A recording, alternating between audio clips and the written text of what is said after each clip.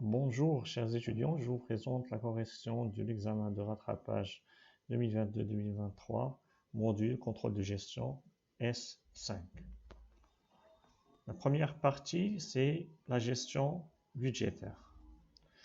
La première question, lorsque le service contrôle de gestion est rattaché à la direction financière, il a comme inconvénient suivant interdépendance par rapport au comptable, indépendance du contrôle, position plus propre à développer le conseil interne et l'aide à la décision, ou bien système économique. La bonne réponse, c'est interdépendance par rapport au comptable. C'est l'inconvénient majeur de ce rattachement. Le plan opérationnel lors de la mise en place de la gestion budgétaire est composé des éléments. Donc, il y a 3 éléments parmi ces 4 éléments et un qui est intrus. Ce qui est demandé, c'est de désigner l'intrus. Programmation de la stratégie préférée, coordination des actions à mener, affectation des ressources ou bien évaluation des moyens. Donc, la bonne réponse, c'est l'affectation des ressources qui est l'intrus, ce qui veut dire que le système, lorsque le plan opérationnel est mis en place par la gestion budgétaire, il est composé de 3 éléments: programmation de la stratégie préférée, coordination des actions à mener et évaluation des moyens. Sachant que l'équation de la droite d'ajustement linéaire sur la base des données mensuelles de 4 ans, à partir de n plus 1, y est égal à 350x plus 8000, y est le montant des ventes TTC, donc ça, il faut faire attention à cette remarque, et x le rang des mois, donc le rang du mois. Donc ici, cette équation désigne le chiffre d'affaires ou bien le montant des ventes TTC à travers les mois. Donc on nous demande de calculer le volume des ventes. Alors là, il faut faire attention également à ça. Donc ici, le plus important, c'est que ce qu'on cherche, c'est le volume des ventes, c'est-à-dire la quantité des ventes prévues du mois de février de l'année N plus 5, sachant que le prix de vente unitaire hors taxe est de 50 dirhams et le coefficient saisonnier de ce mois est égal à 0,20. Il y a 4 réponses, 85, 425 ou bien 21 250, ou ce n'est pas l'un de ces 3 réponses. Donc, je mets devant moi les données de l'exercice et on commence. Donc, on calcule le rang du mois concerné. Donc, je remplace x par rapport au nombre des mois qui est concerné. Donc, nous avons une équation qui est étalée sur 4 ans, comme vous voyez. Alors, 4 ans, combien de mois? 4 fois 12, plus 2, il s'agit du mois de février, ce qui va nous donner que x est égal à 50. Je calcule le montant des ventes prévues en remplaçant x par 50. Ça va nous donner 25 500, qui est ici le montant des ventes prévues TTC. Alors, c'est un montant TTC, je le rends hors taxe. Donc, je divise par 1,2 parce qu'il s'agit d'un taux de TVA de 20%, taux normal. Ça va nous donner 21 250, le montant des ventes prévues. Mais ce qui est demandé, c'est la quantité. Donc, la quantité, je divise ce montant qui est hors taxe par le prix hors taxe, ça va nous donner la quantité prévue, et je multiplie sans oublier, comme vous constatez, le coefficient saisonnier qui est égal à 0,2, ce qui va nous donner une réponse de 85 qui est la bonne réponse. L'entreprise ABC, en deuxième question, a réalisé des achats hors taxe suivants en milliers de dirhams, 80 000 en janvier, 90 000 en février, 60 000 en mars, et sachant que les fournisseurs sont payés 40% au comptant et le reste le mois suivant, quel est le montant des achats décaissés TTC en février 2023? Le taux de la TVA est égal à 20%. Donc, nous avons ici également 3 réponses qui sont 86 400, 100 800, 103 200 ou bien une autre réponse. Donc, je place comme d'habitude les données pour illustrer notre réponse. Donc, le premier élément, c'est on cherche des achats décaissés en février. Donc, c'est la question demandée. Donc, il s'agit du mois, on se place dans le mois de février. Donc, Le montant de février est égal à 90 000. Donc ce montant, je le multiplie par 40% parce qu'il s'agit d'un montant qui est au comptant. Donc ça, c'est la fraction qui sera décaissée, c'est-à-dire payée au fournisseur sur la base des achats de février. Mais il y a également des achats de janvier qui vont être payés, comme vous avez l'information, le reste le mois suivant. Donc je prendrai celle de février et je multiplie le reste, c'est-à-dire 60%. Donc ça va nous donner un montant qui est égal à un achat hors taxe, parce que les montants ici sont hors taxe, comme il est mentionné. Donc je dois les rendre TTC en multipliant par 1,2, ce qui va me donner la bonne réponse, c'est 100 800. Pour le mois de février 2023, on vous communique un montant des ventes encaissées, TTC de 260 000, des ventes réalisées hors taxe de 240 000, alors des achats réalisés de 84 000 et des achats décaissés de 18 000 TTC. Alors, des autres charges externes décaissées de 13 000 hors taxe, des intérêts de la dette pour 6 000 hors taxe, remboursement du principal de l'emprunt est de 46 000 dirhams. Alors, les salaires qui sont payés s'élèvent à 50 000 dirhams.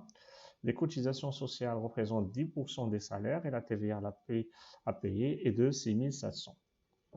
Donc, la TVA due de 3 200, régime de débit. Donc, on va voir que ça, c'est une information qui est superflue, qu'on ne va pas utiliser. Donc, on travaille le décaissement avec la TVA à payer. Donc, déterminer le solde de trésorerie de début. Donc, il faut faire attention que c'est le solde de début, sachant que le solde de trésorerie de fin est déjà à 156 100. Donc, vous avez les quatre réponses suivantes, 44 000, 268 200, 47 500 ou un autre chiffre. Donc, je place devant moi les données et on va voir élément par élément. Donc, pour les ventes, je prendrai les ventes encaissées et ils sont TTC. Alors, normalement, il suffit de dire qu'ils sont encaissés, alors pour comprendre qu'il s'agit d'un montant TTC, sauf autre indication.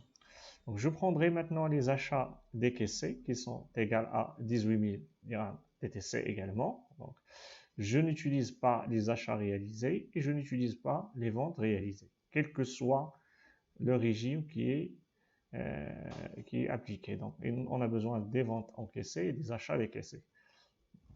Les autres charges externes décaissées, ils sont égales à 13 000. Quand vous voyez hors taxe, je multiplie par 1,2 pour tenir en considération la TVA de 20%. Les intérêts de la dette sont égales à 6 000.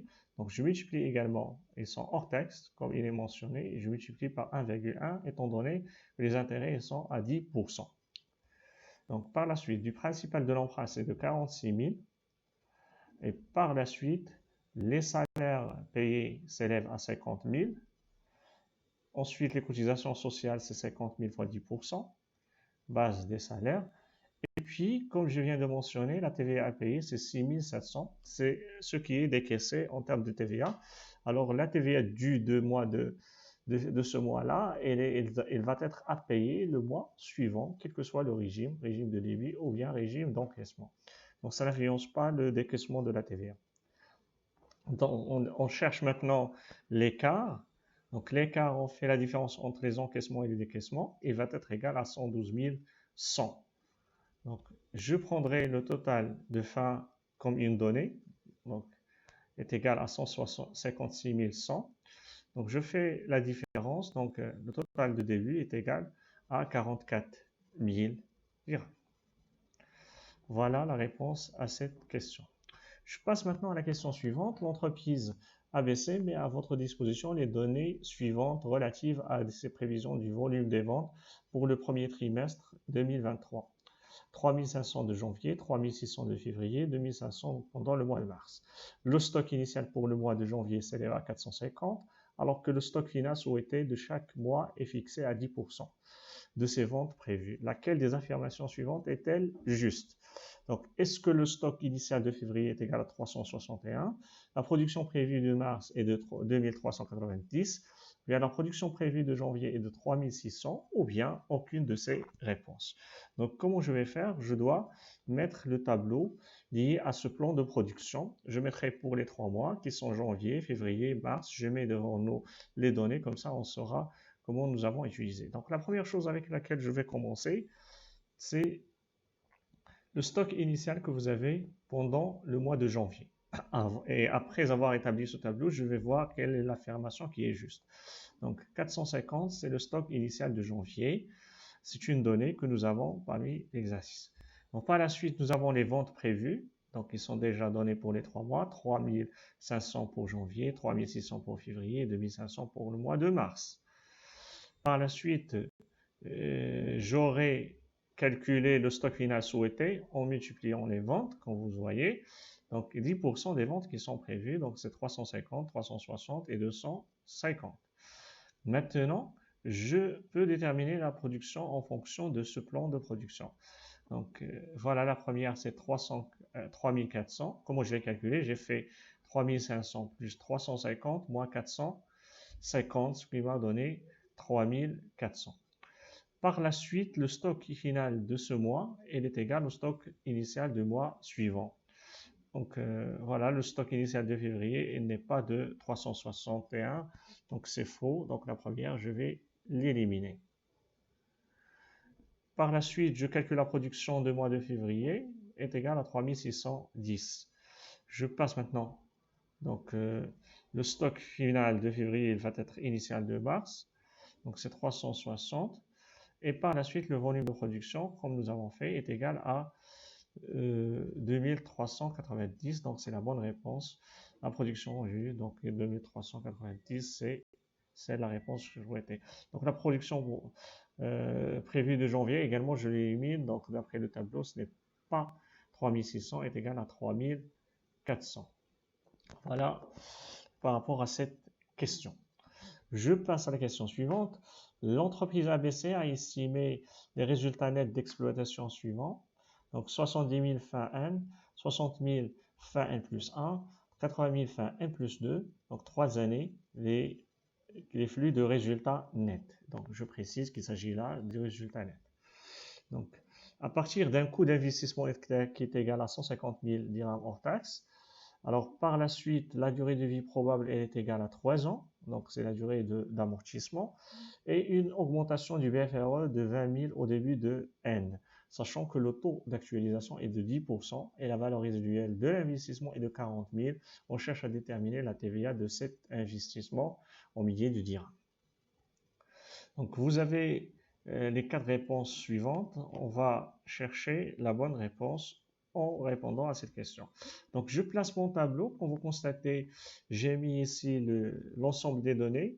Alors, je vais vous montrer. Donc, 70 000 de le premier mois fin N plus 1, donc fin N plus 1 et N plus 2. Donc, voilà les résultats nets qui sont donnés à travers les données de l'exercice. Donc, la capacité d'autofinancement ou bien la CAF d'exploitation, je vais montrer, elle est égale au résultat net plus les amortissements. Donc, il faut calculer la dotation aux amortissements, 150 000 sur 3 ou bien fois 33,33%, pour donner à peu près 50 000. Donc, je l'ajoute à 72 000 résultats, ça va me donner 120 000. Je fais la même chose pour les 2 années suivantes, je trouverai 110 000, 130 000. Donc, la récupération du BFRE est égale à 20 000 lors de la dernière année et la valeur résiduelle est égale à 40 000 au niveau de la dernière année. Donc, les cash flows, ils sont égales à la CAF d'exploitation plus, voilà, c'est 3 éléments, CAF d'exploitation plus la récupération du BFRE, plus sa valeur résiduelle, ça va nous donner 120 000, 110 000 et enfin 190 000. La capacité d'autofinancement actualisée, je multiplie, donc je vais vous montrer la méthode avec laquelle on a utilisé.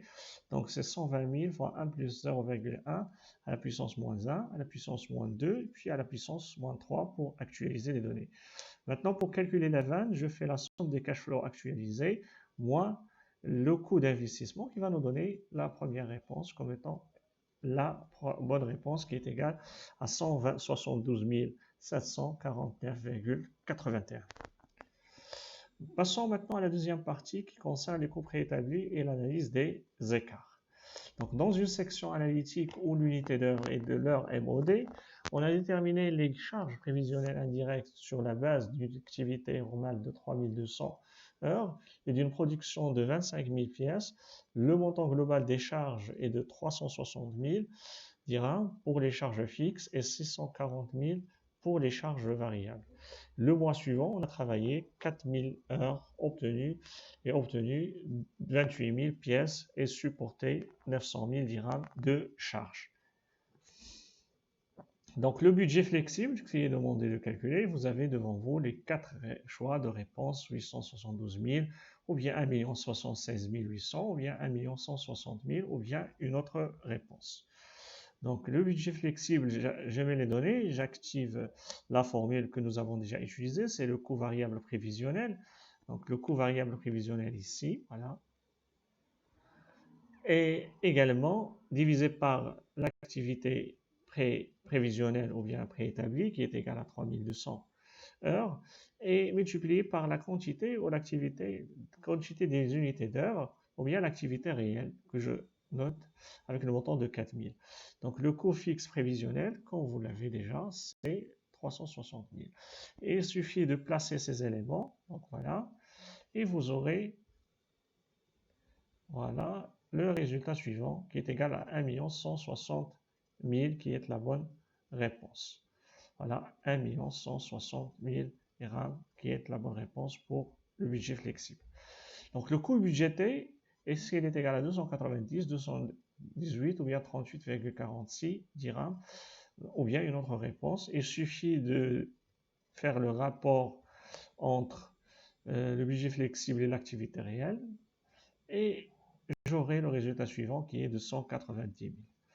La question suivante concerne l'écart sur budget. Est-ce qu'il est favorable de 260 000, défavorable de 28 000, défavorable de 746 160 ou bien une autre réponse? Donc l'écart sur budget est égal au coût unitaire réel moins le coût budgété que nous avons déjà calculé multiplié par la quantité réelle ou bien l'activité réelle. Donc je mettrai, d'après les données, j'ai le coût total réel et j'ai le volume de l'activité, donc le coût unitaire réel c'est 900 000 sur 4000 et je réduis le coût budgété qui est égal à 290 et je multiplie par l'activité réelle qui est égale à 4000, j'aurai moins 260 000, c'est-à-dire la bonne réponse qu'il est favorable de 260 000.